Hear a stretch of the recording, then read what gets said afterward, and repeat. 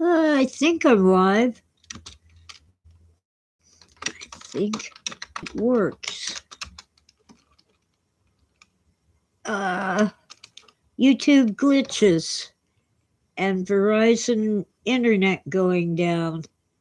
Apparently, what happened was this morning when Verizon went down, YouTube never completed the end of my live stream. And I guess their software doesn't allow for like resuming when you finally get back your internet connection. I hope it works. Thank you, Witta. You solved it. Yeah, when Verizon went down while I was on live this morning, I ended the live stream, but apparently YouTube never finished ending it because Verizon went down, so I had no internet. I thought they would have a part of their software that would continue ending the stream once I got the internet back. But apparently YouTube isn't that prepared for unreliable internet. Anyway, I am frustrated and I am tired, but since the test worked, what the hiss? That's what cats say. What the hiss? Might as well try to talk for a while. I was trying this morning to read from the first chapter of Acts, the book of Acts, ACTS. No man knows the hour or the day, but not only the Son, but only the Father. In other words, nobody knows when the Lord will return and clean up this horrible mess that the earth has become. Oh well, I'm doing okay.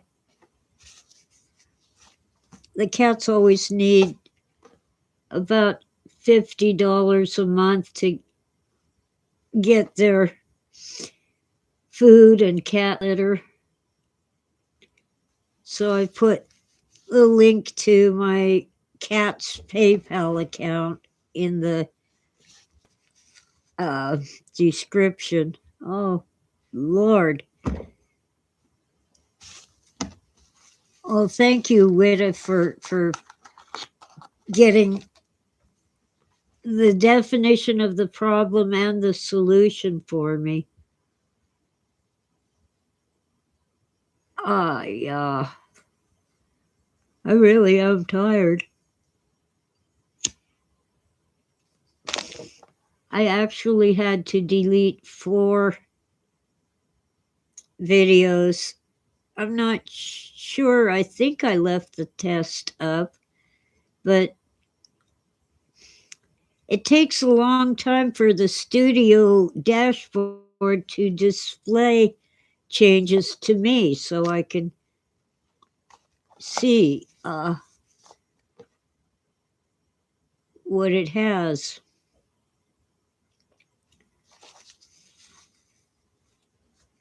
At first, I thought my webcam was malfunctioning.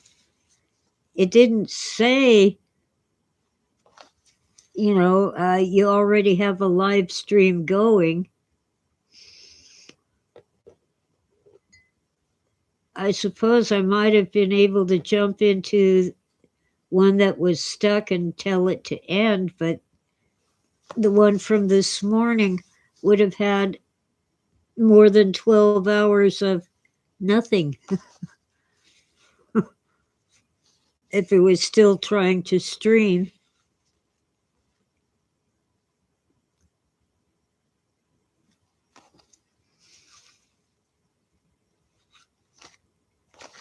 Yeah, well,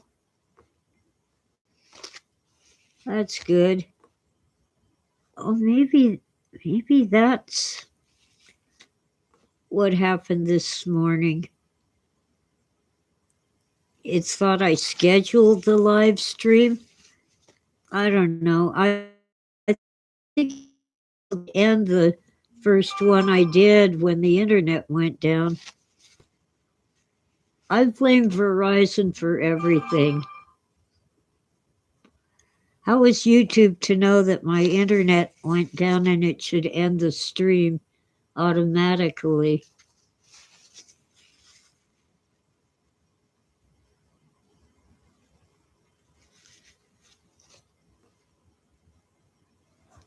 It didn't give you a bell icon notification, huh? Huh. Well, who knows?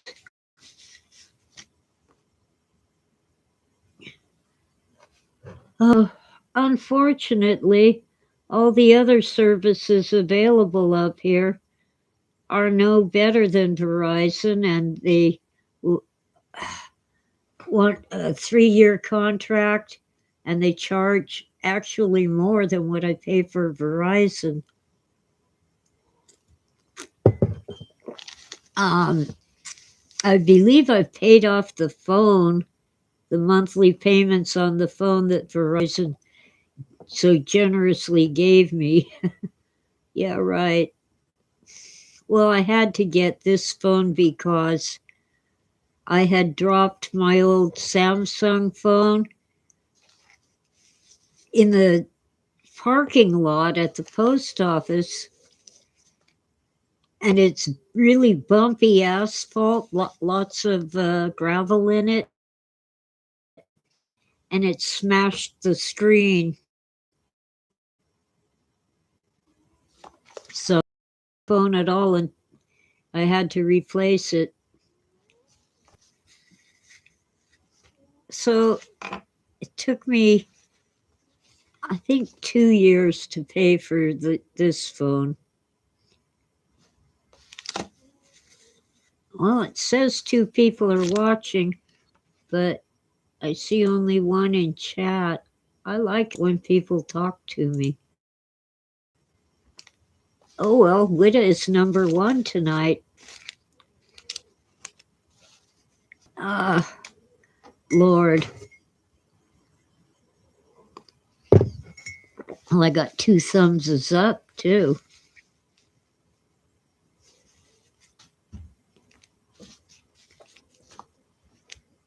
Well, I don't remember paying $10 for a phone.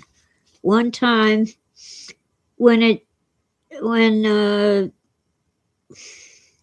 wasn't called Verizon then. Oh, Pacific Telephone, also known as Pacific Bell, um, made it to where you had to buy your phone.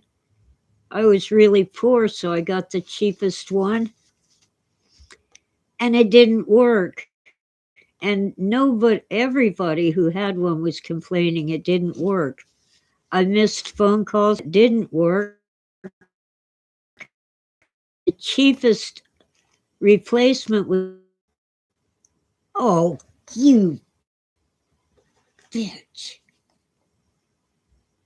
You, uh, Verizon went down for a minute. So the replacement phone for the one that didn't work it was $35 plus sales tax. And that was a lot of money in 1974. I mean, gas was 75 cents a gallon. My rent on the apartment was $200 a month for a 1-bedroom apartment. Uh,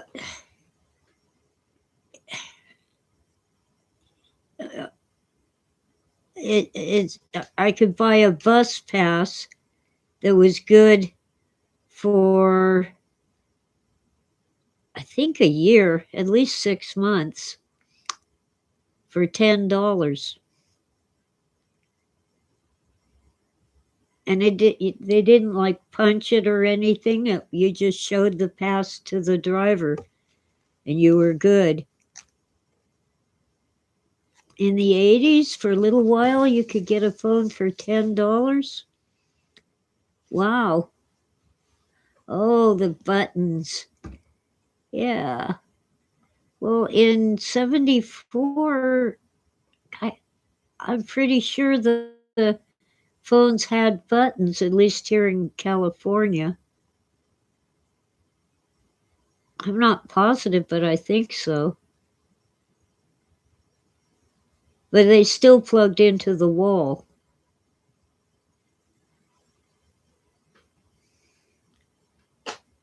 Oh well.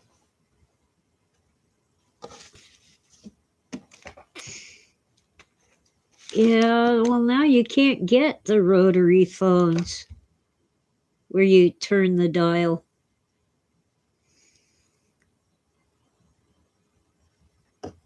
Anyway, cat hair. Blah.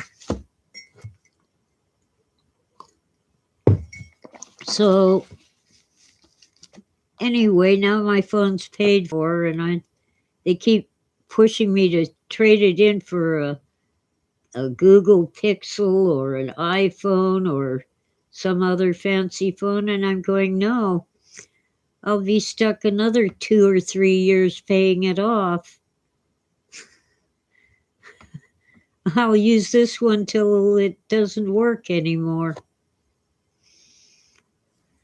At least, fortunately, even though my broken Samsung didn't work because the screen was just cracked all over, it did actually load my info onto the replacement phone.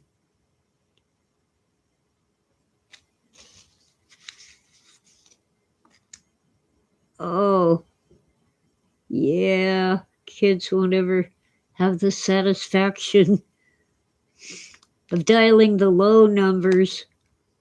Actually, I think 0 was past 9. I think you had to go all the way around to dial a 0.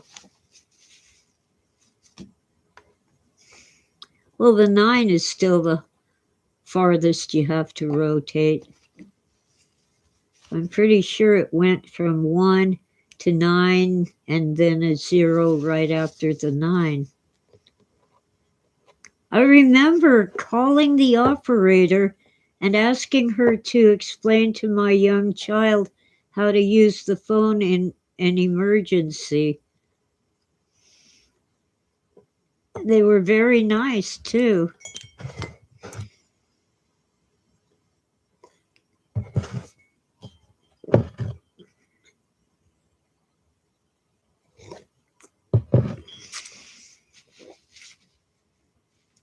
I think they didn't want you to dial the operator by accident. They wanted to make sure you really meant to dial the operator. So anyway, now it's so weird.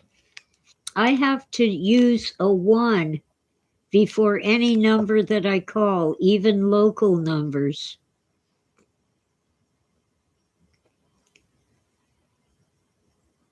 One of the joys of living in a rural mountain community. Fortunately, long distance is free.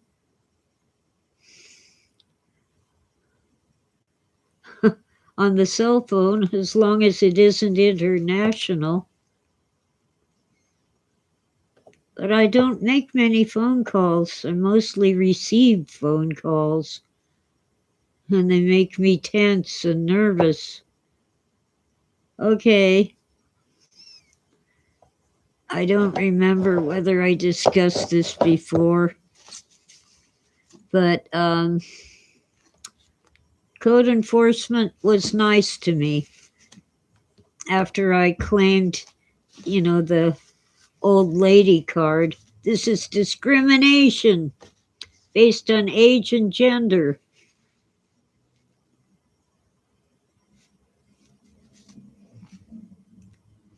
Oh, you remember calling someone in Australia? More expensive than rent? My brother, my oldest brother Rick, who is no longer with us, kept calling me collect from Guam.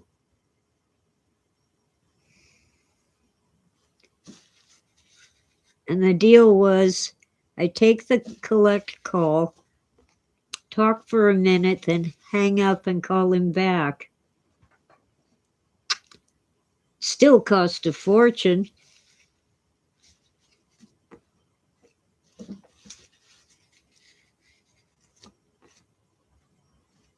That was, I don't remember what it cost, but it was outrageous.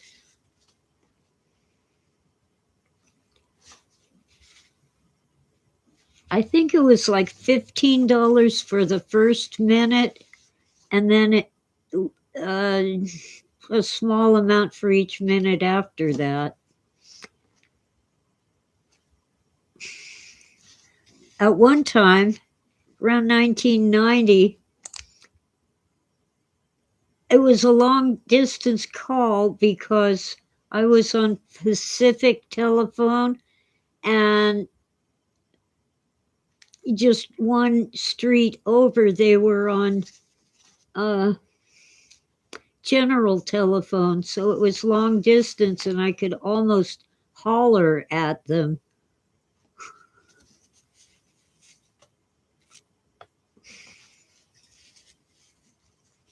But because it was a different telephone company, it was long distance. Oh, well. When I think about the inflation since 1990, actually the cost of a cell phone isn't that bad. It just seems like it. And of course, I also get internet.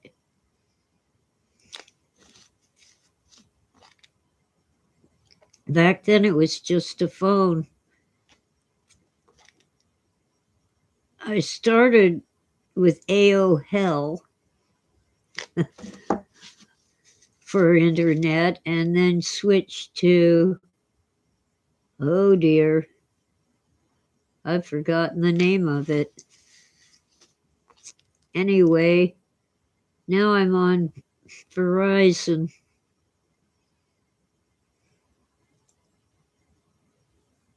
Oh, a letter from a pen pal. I have saved letters from the one pen pal I had because I'm going to turn it into a novel. Confessions of a Mad Pen Pal. Yeah, 3-page letter from a pen pal was awesome, but an email longer than a page is too long. It's either Confessions of a Mad Pen Pal or Diary of a Mad Pen Pal. I think Confessions is better. Anyway, yeah, I was a mad pen pal for a while. We never met in person. We just traded stories of the odd things happening in our lives. I met him on one of those dating things before you did it on the internet. It was by US mail. He saw my profile and wrote a letter saying basically that he didn't think he could connect with me. A letter saying don't write to me, basically. He didn't want to date, didn't want to meet me or take me out or anything. So I wrote back and said we could be pen pals. My shrink says it's okay.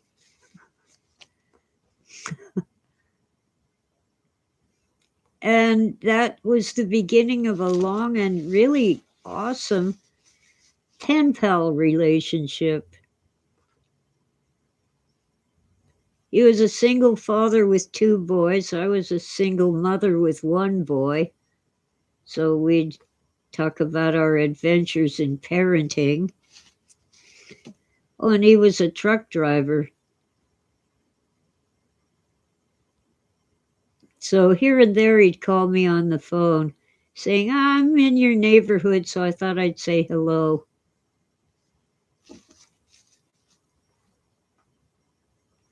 I'm not sure whether he stopped at a payphone or whether his truck, see, semi trucks often are connected through radio telephones in case they need to call the boss or something or get help from the police. But he wouldn't stop at the house, wouldn't stop and say hello in person.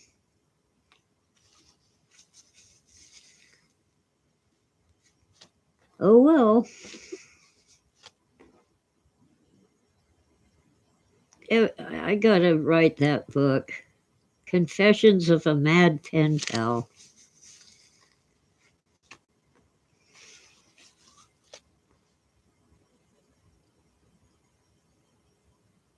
Probably hard to get a house into a semi. Yeah. Get to a house in a semi.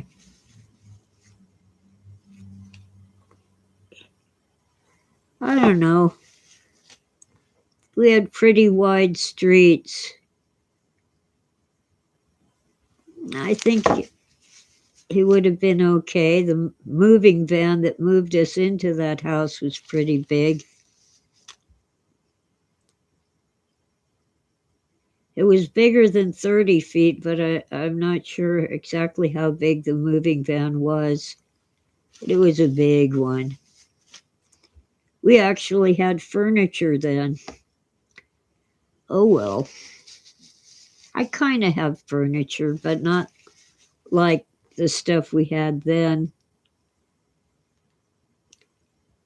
Yeah, I need time and energy. And anyway, code enforcement reversed the $100 fine, saying, yeah, I was right.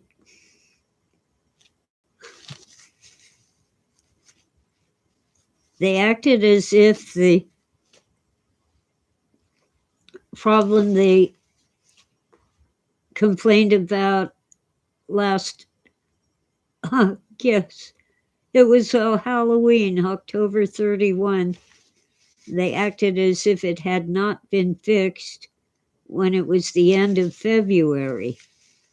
It was actually a brand new complaint about totally different alleged violations. So, yeah, no $100 fine. And they said, I have 30 days and they'll extend the time if they can see that I'm making progress. And they gave me a number where I could send photos of my progress. So a few days ago, I sent them a photo of my progress and they replied, it looks good. So I replied, thank you. I can't believe, I mean, their complaint said garbage and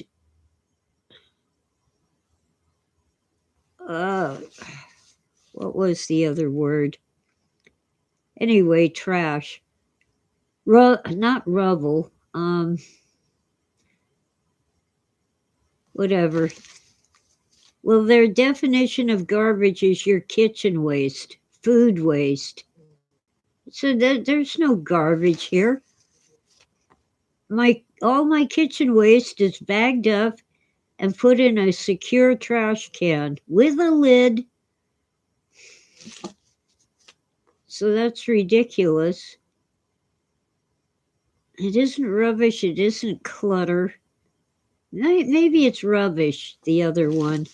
Anyway, so the only thing I can think of is, yeah, I need to bag up some fallen tree leaves.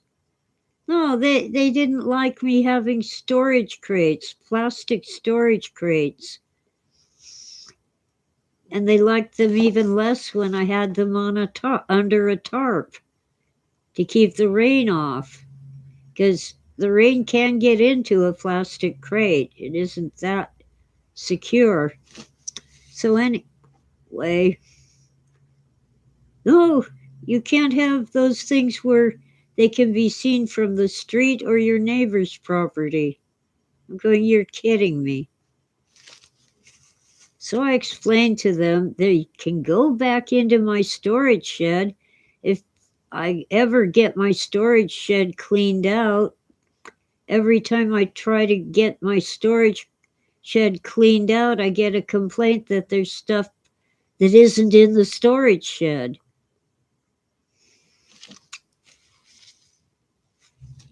Well, yeah, jack-o'-lanterns out on Halloween, they probably would complain. For these things, they actually don't do anything unless someone complains, and I know who's been complaining. She wanted to buy my house to either flip it or rent it out, and I refused to sell.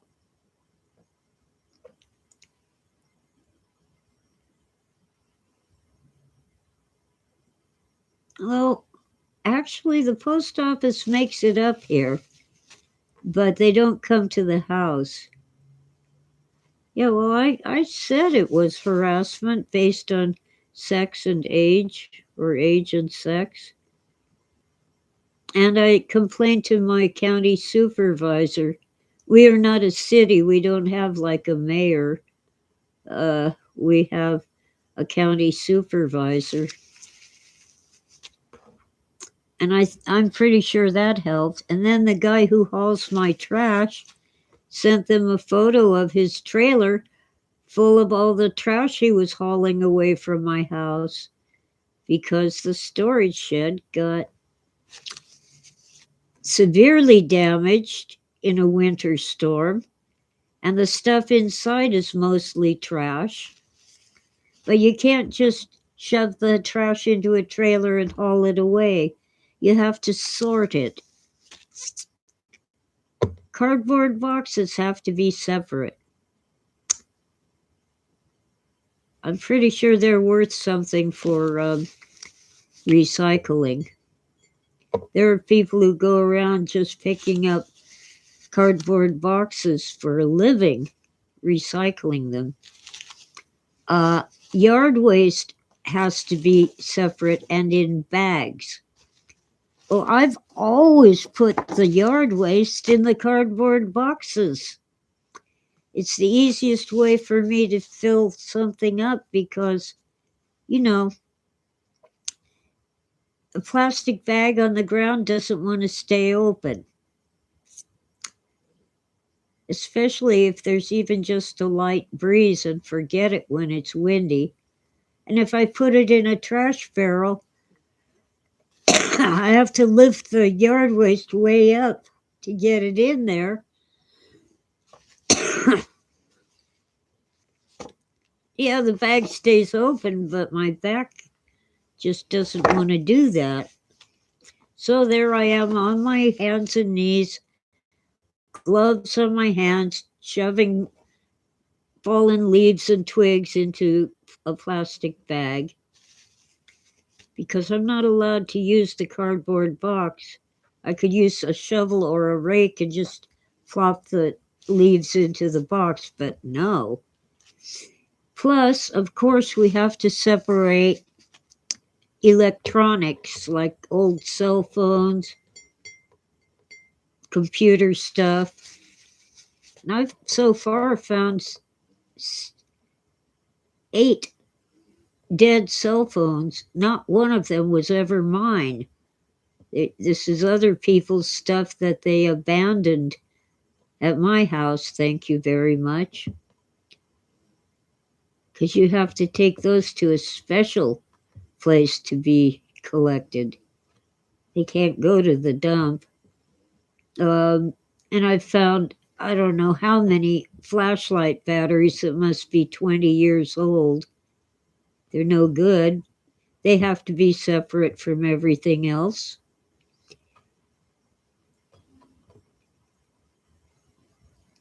It's, so I have to sort the trash. So, yeah, I've got stuff in my driveway spread out for sorting.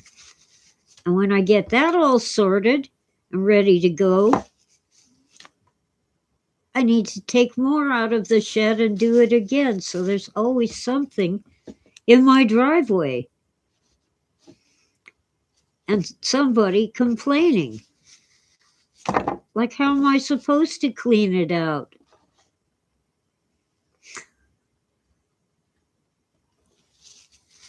Well,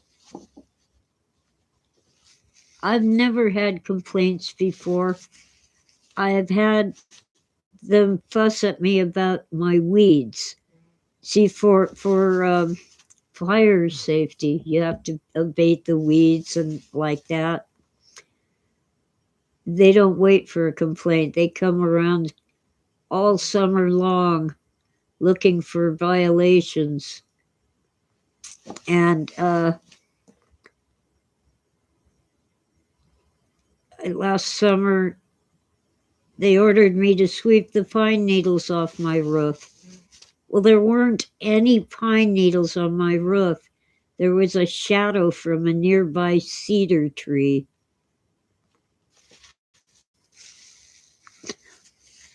I told him I can't sweep the shadow off the roof. It won't come off. And they wanted me to cut down some weeds. Well, what the photo they showed me was my hollyhocks. Hollyhocks basically are a low-lying plant with lots of leaves, but every summer they put up a spike, a tall, thin spike with flowers all over it. Those are not weeds, they're pretty flowers. And yeah, they do eventually dry out and go to seed, and that's when I cut them down. Not while they're covered in beautiful flowers.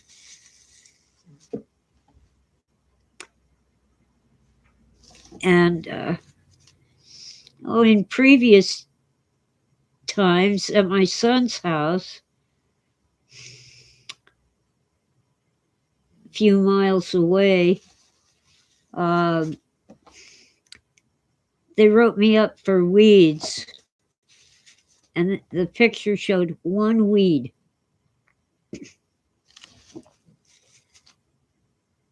So I took a ruler and put it next to the weed, which was easy to do because it was lying flat on the ground, but it was longer than 6 inches, they claimed. So I put the ruler next to it. It was 4 inches, lying on the ground.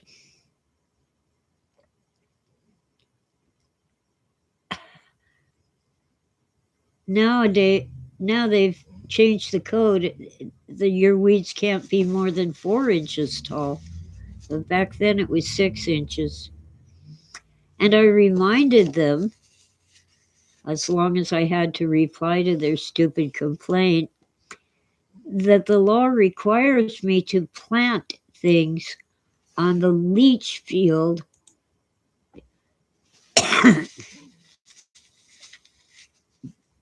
because my son's house was on a septic system.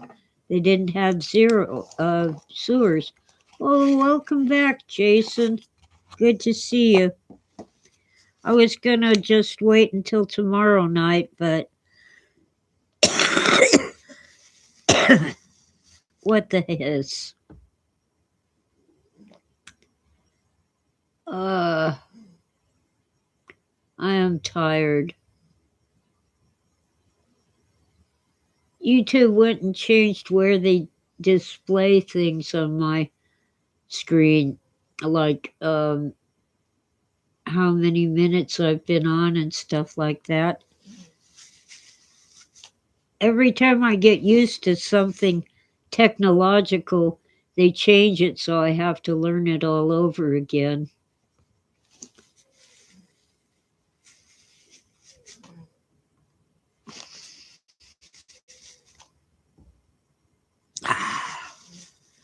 Well, the situation in Iran has me worried.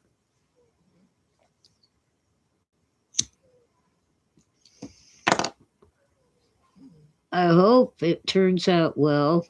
I pray for the people of Iran. Though I've known some very nice Persian people. The old name was Persia. It's only recently, I think in the 20th century, that they started calling it Iran.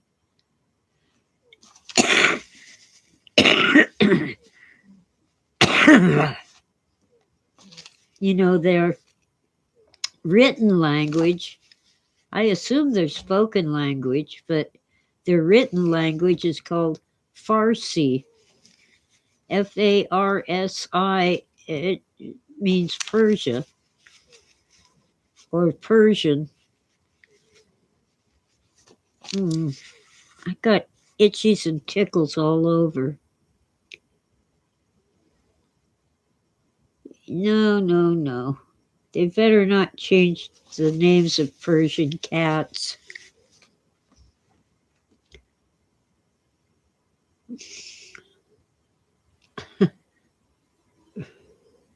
Irani cats, it just doesn't sound as good.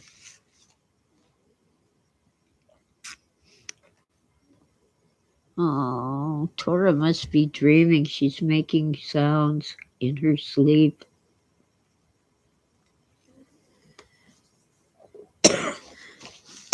I've had a cough, an annoying cough. Not particularly when I'm smoking, but when I'm swallowing anything. One little itch in one spot on one side, driving me nuts. I wonder if I maybe scratched the skin when I swallowed some crunchy stuff.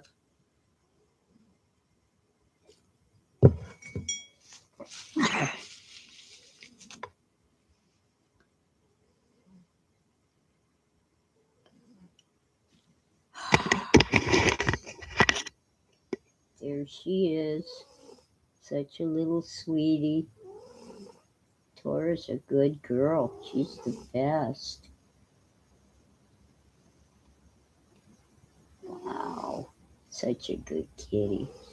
Such a pretty cat. Can you hear her little squeaky sounds?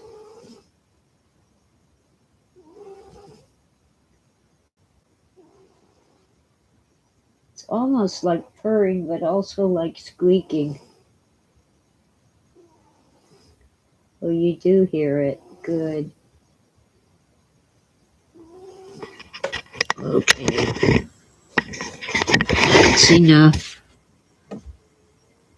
It hurts my arm to hold it. My arms are tired. Tiny cat snores.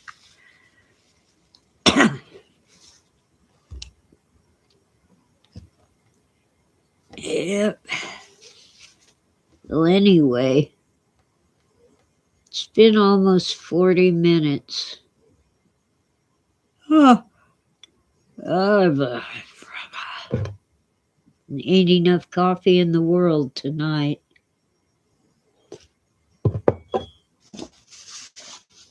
So anyway, code enforcement says I have 30 days, but if I'm making progress, they'll extend the time. I just have to ask. Yeah. Oh, Jason is winding down from a long day. I am, and the cats are. The weather was pretty dry today. Yesterday it was really cloudy. But it's been cold, and with my arthritis, that's a problem. When it's cold like that, I tend to get really stiff. So I haven't done much. Mostly going through the things I dragged into the house for sorting because they were not, wet or muddy or dirty or covered in yard waste, but they still had to be sorted so I could throw out anything that needed to go in the trash. Oh, and Sweetie, my little tuxedo cat, helped me eat my sausage. She didn't want the egg. It wasn't breakfast time, but it was breakfast sausage and a fried egg. I usually don't eat in the morning. I'm not hungry. I have to be up and about for a while before I want food. I'm mostly drinking the kidney medication, kidney stones. I think they're all gone, but I want to make sure they stay gone.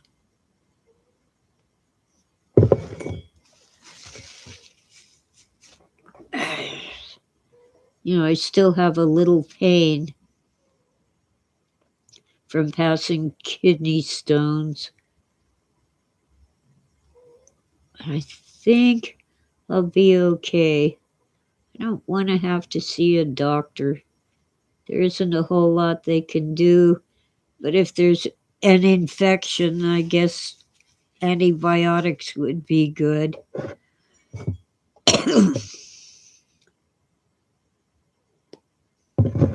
Amen to that, Witta. Hope there aren't any more.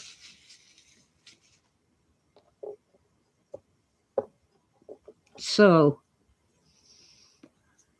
I wanted to read from the Bible, but I'm not up to it. But the first chapter of the book of Acts, written by Paul, who never met Jesus during Jesus's lifetime. He had a vision of him.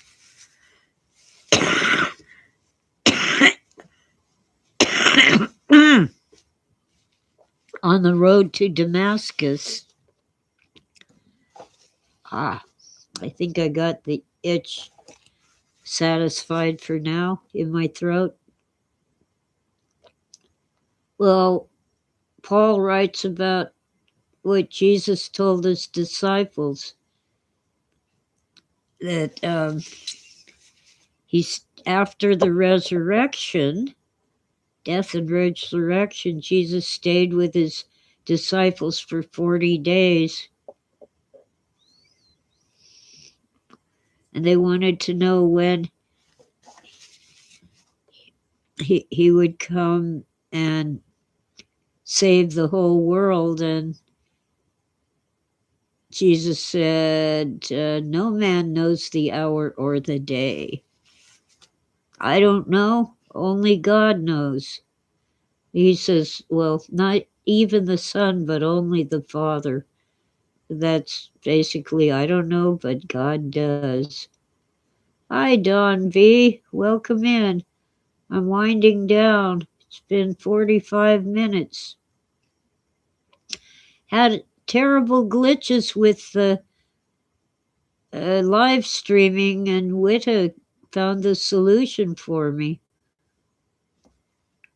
And so now it's working.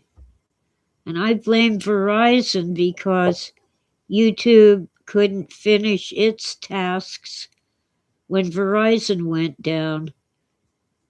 So I had to delete the video that YouTube failed to end when I was trying to be live this morning.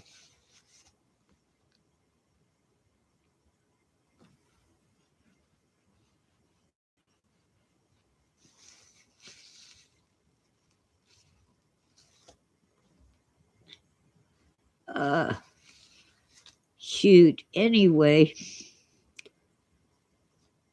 Wow. Oh, in the news, there are boots on the ground in Iran, but they are not our boots. They're not Americans. They're Kurdish people from Iraq. The Kurds have been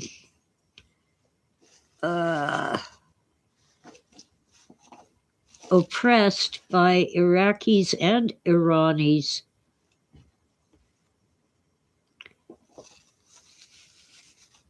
They live in northern Iraq. I'm pretty sure there are some in Iran as well. But they have pledged allegiance to the United States, and they're marching into Iran to fight against the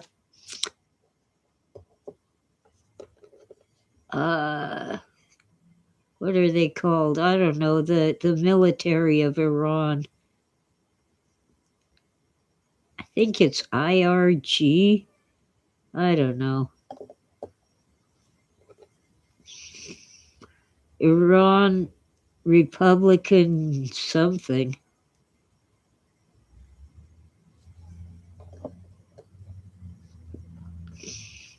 This will be very interesting. Also, the Arab countries that Iran hit with missiles are now joining the fight. Even those that were allowing U.S. military bases were not participating before they got bombed. Smart move, Iran. Oh, is Dawn a hippie? Okay, I don't know what glay means. Is that glay or is that an LG? GLAY, or is it?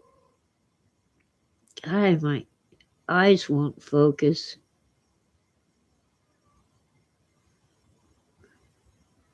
Good to see you, Dawn B. I did message Freeman, but he was having a busy day, so maybe he's asleep.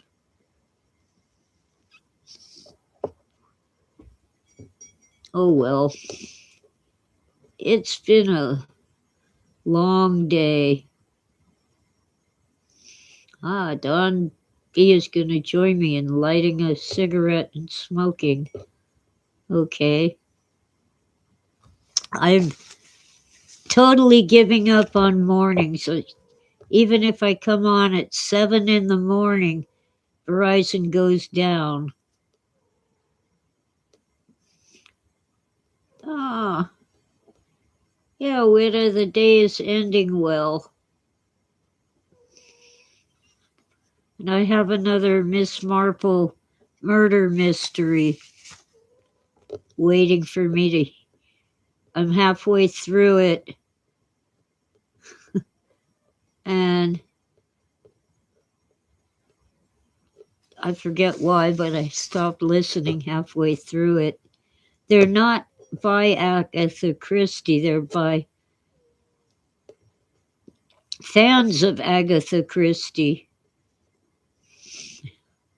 But Miss Marple is this elderly lady living in a small village in England and solving murder mysteries that have the police stumped. Oh, Don B is reading my eyes won't focus. Cormac McCarthy book, The Passenger. He says it's really good. McCarthy is quite a writer, Witta says. The fans, actually, no. Aren't as good as Agatha Christie. By the time they solved the mystery, I'm thinking this solution would have been better. I'm coming up with what it should have been. For one thing, in every one of them, you know who gets killed because at the very beginning, that character gets the most description. And then you know who done it for similar reasons. The one who actually did the murder is the target for almost from the beginning. The most recent one had to do with teacups, three people having tea, and one of them is poisoned.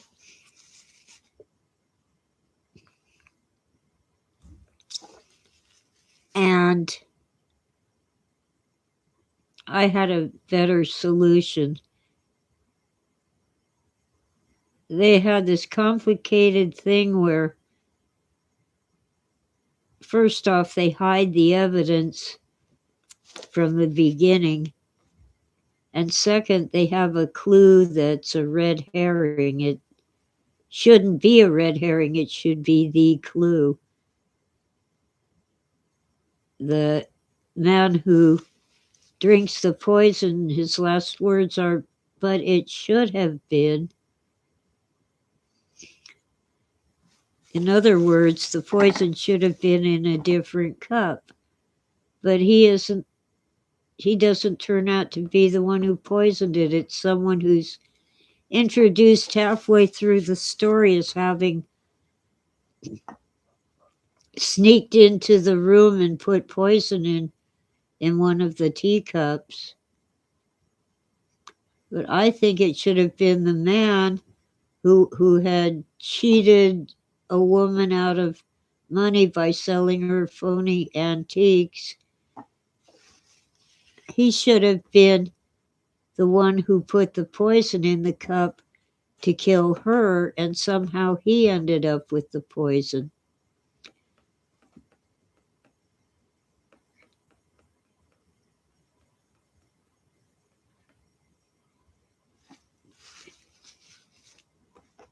In other words, he did it to himself by accident.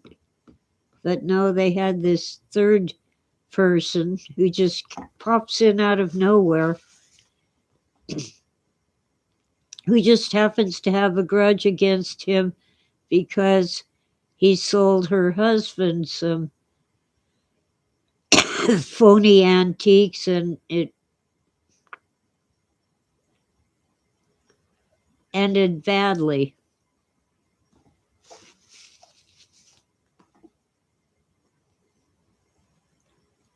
Oh, Don B says he can usually tell if he's going to like a movie just by the movie poster. Witta says murder over shopping. And Don V says I only shop for beer. Ha ha.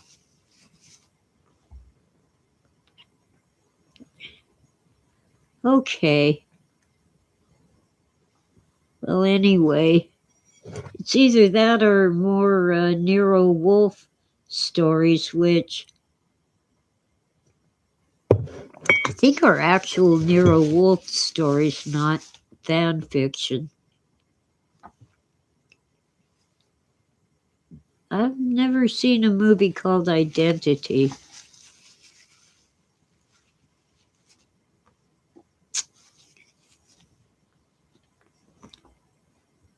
trying to remember whether it was a movie or an audiobook.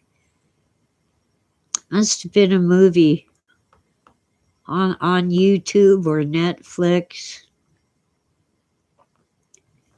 The Bourne Identity.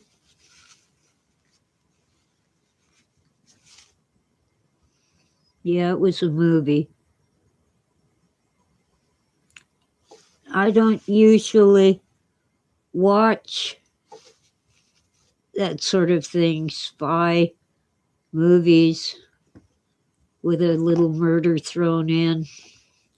But I really liked The Bourne Identity.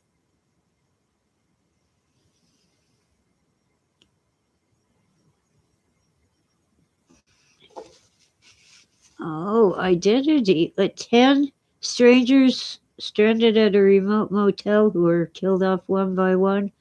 Well, that's a ripoff of And Then There Were None, an Agatha Christie murder mystery.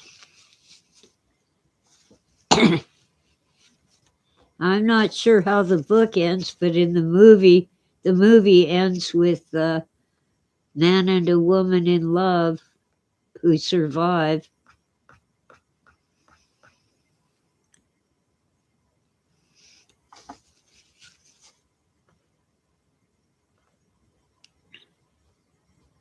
Oh, Dawn says the Bourne movies are awesome.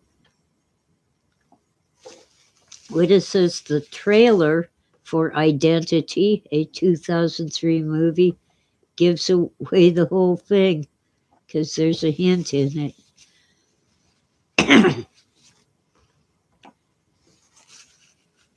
Oh, it's still a ripoff of Agatha Christie's And Then There Were None. It has a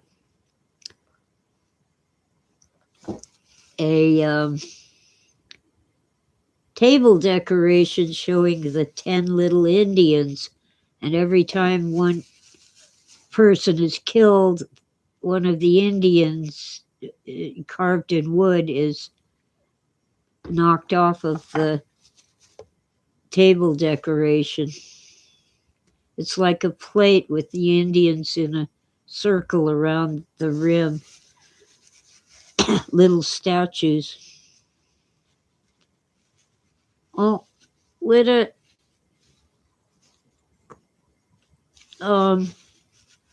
I don't mind spoilers because even that kind of movie, I don't watch it to find out who done it. I watch it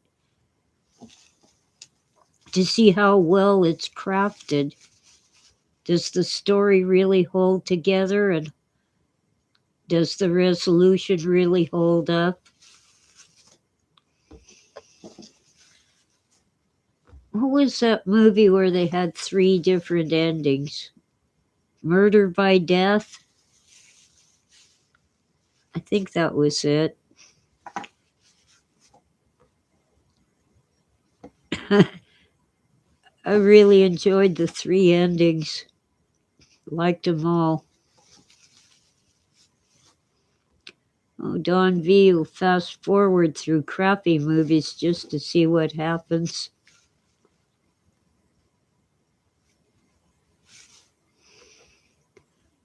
Well,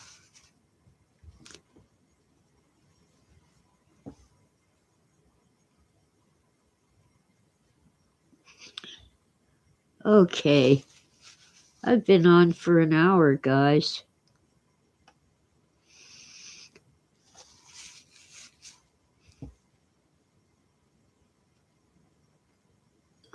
Oh, so with Identity, Don doesn't have to fast forward, just watch the trailer. It's a spoiler. Oh, thank you, Don V. Much love to all of you. My mouse went to sleep. Okay, much love to all of you, and good night, all.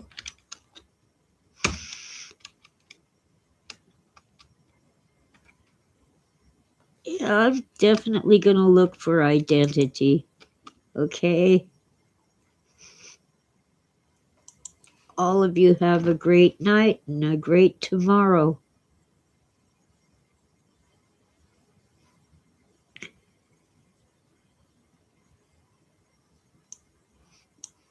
Bye.